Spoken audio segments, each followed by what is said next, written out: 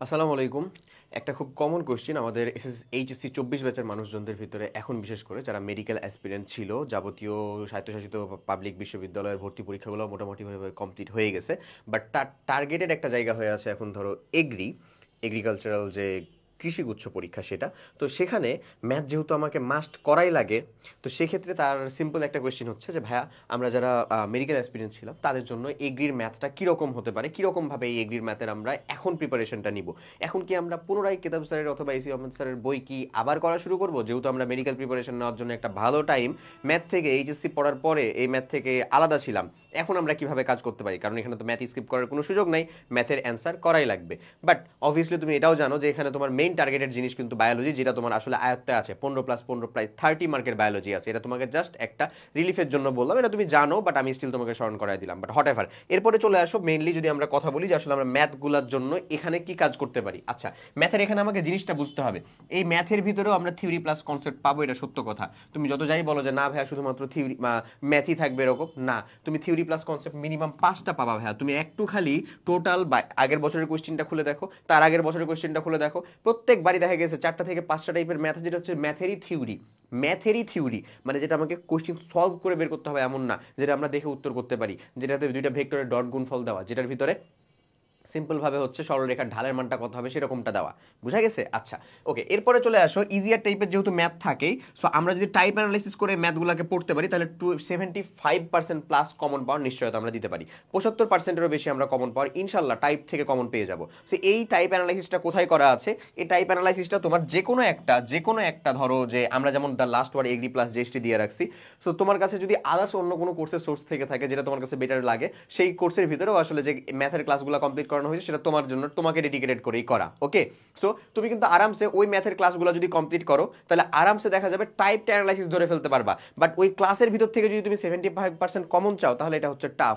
অবশ্যই ক্লাসের ভিতরে আমরাই যেমন 1 ঘন্টা করে একটা ক্লাস তোমাকে অফার করতেছি, যেই ঘন্টাতে প্রায় দেখা যাবে দুইটা টপিকের ক্লাস নিতে হবে, তাছাড়া তো মানে সিলেবাস কমপ্লিট করানো যাবে না। দুইটা চ্যাপ্টারের ক্লাস 1 ঘন্টার ভিতরে করালে কেমনে তোমাকে সেখানে 75% প্লাস কমন দেওয়া যায়? হ্যাঁ, আমি এখানে 90% প্লাস কমন দিতে পারবো, সেটা হচ্ছে টাইপের, নট ম্যাথের এক্স্যাক্টলি। তাহলে ওই মানে তোমাকে যে 75% আপ কমনের কথা বলছি, সেটার সোর্সটা তুমি কি করবা? সেটার সোর্স হচ্ছে তোমার ম্যাথের কোয়েশ্চেন ব্যাংক সলভ। মিনিমাম এখন নতুন করে বই পড়ার কোনো মানে নাই, তুমি জাস্ট গুনে গুনে 10টা বছরের কোয়েশ্চেন ব্যাংকটা সলভ করে যাও। এটাও তোমার পাওয়ার সোর্স কোনটা? এটাও তোমার পাওয়ার উত্তম সোর্স হচ্ছে আমাদের agri analysis mega book, GST analysis mega book. এটা অফলাইন কপি হিসেবে তুমি নিতে পারো, অথবা কোর্সের ভিতরে যদি তুমি যুক্ত হও তাহলে তোমাকে ই বুকটা প্রোভাইড করে দেওয়া হবে। আমার কাছে পার্সোনাল সাজেশন হচ্ছে তুমি ই বুকটা নিয়ে নিতে পারো, যেহেতু কোর্সের সাথে এটা যুক্ত আছে ইবুক। তুমি আরামসে ইবুক থেকে ওই ক্লাস কমপ্লিট করার পরে ওই চ্যাপ্টারের দুইটা তুমি করে যাও, ওই যে কোয়েশ্চেন ব্যাংক সলভ করে যাও, কোয়েশ্চেন ব্যাংক সলভ করো, একেবারে ধরে ধরে কোয়েশ্চেন ব্যাংক সলভ করো ভাইয়া। কারণ তোমাকে এটা মাথায় রাখতে হবে যে তোমার জন্য আসলে দ্যাট অন সাবজেক্ট হচ্ছে এই ম্যাথটা, ম্যাথ হচ্ছে তোমার জন্য দ্যাট অন সাবজেক্ট, এবং ম্যাথের কম্প্যাক্ট ক্লাস করতে হবে এই জায়গা থেকে, এটার কোনো আসলে মিস নাই। এই ম্যাথের ক্লাসগুলো তোমার জন্য ফরজে আইন করা। তুমি বায়োলজিটা পারো, তুমি মেডিকেল এক্সপিরিয়েন্স ছিলা, বায়োলজি ইজিয়ার কোয়েশ্চেনও হবে, তুমি ওখান থেকে বায়োলজি পারো, তুমি করলা না করলা দ্যাটস ওকে, একটা সাইড পর্যন্ত থাকলো। বাট যদি তুমি ম্যাথের ভিতরে মিনিমাম আমাদের টার্গেট হচ্ছে 16 থেকে 17টা সঠিক উত্তর করা, এখান থেকে আমরা দেখা যাবে ইজিলি 13 থেকে 14টা মতন পেরে যাবো। কতর ভিতরে? 20-এর মধ্যে। তো কাছে মনে হতে পারে 20-এর ভিতরে 13 থেকে 14 ভাই আসলে কি ইফিসিয়েন্ট হবে? অবভিয়াসলি হবে ভাই। তোর কাছে দ্যাট অন সাবজেক্ট হচ্ছে ম্যাথ, তুই ফিজিক্স কেমিস্ট্রি বায়োলজির ভিতরে হচ্ছে কোপ দিবি ভাই। এই কোপ দেওয়ার জন্যই তো ম্যাথের ভিতরে এরকম মিনিমাম একটা টার্গেট। এবং তুমি যদি ওভারঅল চিন্তা করো, তোমার জন্য তো এখানে আরেকটা ইজিয়ার জায়গা আছে, সেটা হচ্ছে ইংলিশ। মেডিকেলের জন্য পড়ছো না ইংলিশ? তাহলে তো তোমার জন্য তো অলরেডি জিনিসটা ফেভারেবল। সব থেকে বেশি মার্ক 30, যেটা আসে কোথায়? বায়োলজিতে। তো ফেভারেবল একটা জায়গা। ফিজিক্স কেমিস্ট্রির ভিতরে ম্যাথমেটিক্যাল পার্ট থেকে থিওরিটিক্যাল জিনিসপাতি বেশি থাকবে। কোশ্চেন ব্যাংক সলভ করো বা কোশ্চেন ব্যাংক খুলে দেখো, বিশ্বাস না হলে। তাহলে ম্যাথের একটা পার্ট তোমার জন্য কখনোই আটকানোর মতন হতে পারে না। বাট তুমি যদি ম্যাথের ভিতরে এখন 10 মার্কেরও কম পাও তাহলে কি হইলো? না। আমি তো তোমাকে আগেই বলে দিলাম প্রায় 3টা থেকে 5টা মতন ম্যাথেরও থিওরি থাকবে। তাহলে ওগুলা পারলাম, আর এই যে এতগুলো আমি ক্লাস কমপ্লিট করে কোশ্চেন ব্যাংকটা সলভ করবো, এখানে এক্সাম দিব, তাহলে আমি আর 7-8টা ম্যাথ কমপ্লিট করতে পারবো না? এইচএসসিতে কি এতই বাজে ম্যাথ পড়ছি? নিশ্চয়ই না। সারফেস থেকে কোশ্চেন হবে।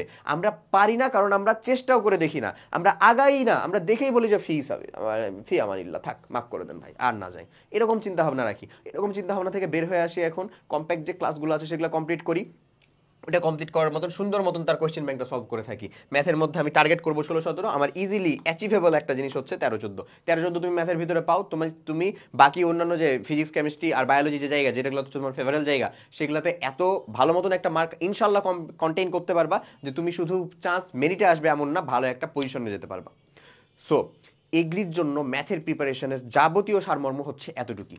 ওকে, যদি এখন চ্যাপ্টার ওয়াইজ অ্যানালাইসিস করে চাও তাহলে সেটাও নিতে পারো, বাট সেটা অলরেডি আমরা ক্লাসের ভিতরে করে দিছি। সো ক্লাসটা দেখলে আমার জন্য মনে হয় যে ফার বেটার এবং মানে ফেয়ার এনাফ। বাকিটা তুমি ওই রিলিভেন্ট জায়গা অনুযায়ী খালি মেগাবুক অ্যানালাইসিসটা কমপ্লিট করবা, এটাই হচ্ছে তোমার কাজ। সো মেডিকেল অ্যাসপিরেন্ট যারা আছি তাদের জন্য এগ্রি একটা প্রাইম টার্গেট। ইনশাল্লাহ তুমি সেখানে হচ্ছে ভালো একটা পজিশনে যাও। সবাই ভালো থাকো, আল্লাহ হাফেজ, আসসালামু আলাইকুম।